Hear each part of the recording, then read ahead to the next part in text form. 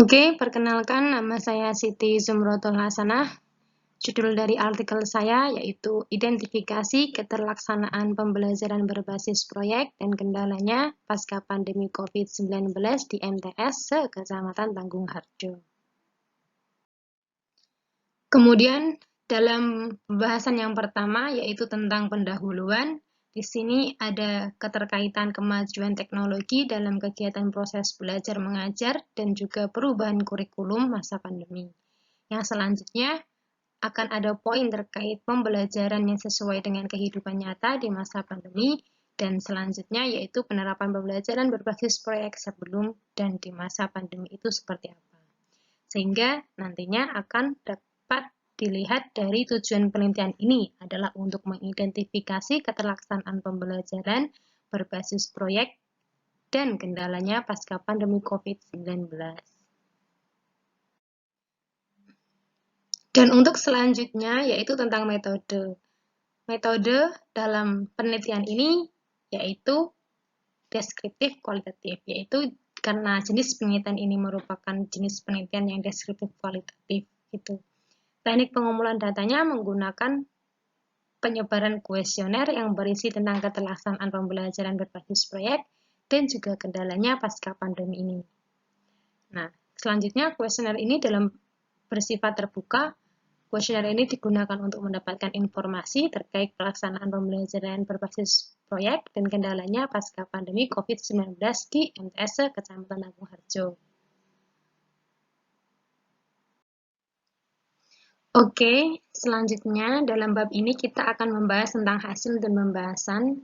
Yang pertama, terkait keterlaksanaan pembelajaran proyek di MTS Kecamatan Tanggung Harjo pada pasca pandemi COVID-19 ini. Jadi, hasilnya ini terdapat 5 kategori ya. Yang pertama yaitu pelaksanaan pembelajaran berbasis proyek yang memanfaatkan aplikasi dan e-learning. Persentasenya sekitar 66%. Kemudian yang kedua yaitu media dalam pelaksanaan pembelajaran yang berbasis proyek. Nah, dalam hal ini presentasinya sekitar 66%. Untuk kategori yang ketiga yaitu tentang penerapan pembelajaran berbasis proyek di berbagai varian materi sebesar 75%, kemudian 58% yaitu tentang kelebihan pelaksanaan pembelajaran berbasis proyek, dan juga persentase 83% dengan keefektifan pembelajaran berbasis proyek. Kemudian tampil yang kedua yaitu terkait kendala yang dihadapi oleh guru terkait pelaksanaan pembelajaran berbasis proyek pasca pandemi COVID-19, yaitu terbagi menjadi 2 kategori. Yang pertama, kendala dalam penerapan kurikulum 2013 sebesar 42% dan juga kendala dalam sarana dan prasarana pelaksanaan pembelajaran daring sebesar 58%. Oke, dan yang terakhir adalah bab kesimpulan. Jadi berdasarkan hasil di atas, dapat ditarik kesimpulan bahwasanya terdapat 5 kategori keterlaksanaan pembelajaran berbasis proyek. Nah, kelima kategori tersebut adalah pelaksanaan pembelajaran berbasis proyek dengan pemanfaatan aplikasi dan e-learning.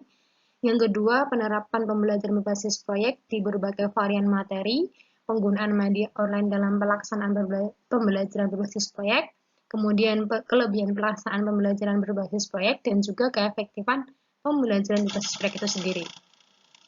Nah, selain itu, terdapat juga 2 kategori kendala pembelajaran berbasis proyek pasca pandemi COVID-19. Nah, kedua kategori tersebut adalah kendala dalam penerapan kurikulum 2013 dan juga kendala dalam sarana prasarana pelaksanaan pembelajaran daring. Sehingga dapat disimpulkan bahwa pembelajaran berbasis proyek untuk efektif untuk diterapkan pasca pandemi COVID-19.